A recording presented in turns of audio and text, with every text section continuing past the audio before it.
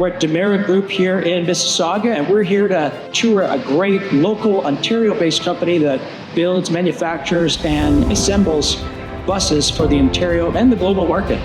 You know, with what's happening south of the border and the unpredictability in the global markets, we need more manufacturers right here in Ontario, servicing Ontario, but also the rest of Canada and indeed globally. And we're getting incredible interest from other countries right now to be able to buy and procure and do business with Ontario companies like Damera. We're a company that's been in business for 22 years, servicing buses all over Ontario, Canada, and the US. It's very important for the Ontario government to support us in our expansion as we go from servicing to manufacturing.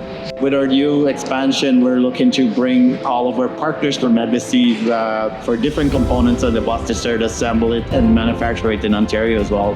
That's our goal, to go head forward and create that supply chain in Ontario. We passed the Buy Ontario Act in the fall of 2025. It received royal assent in December, and that's gonna basically be a place for the entire broader public sector. We are gonna give an advantage to local homegrown companies, just like right here, to support our local economy, support our local businesses. We want to buy Ontario, buy Canada.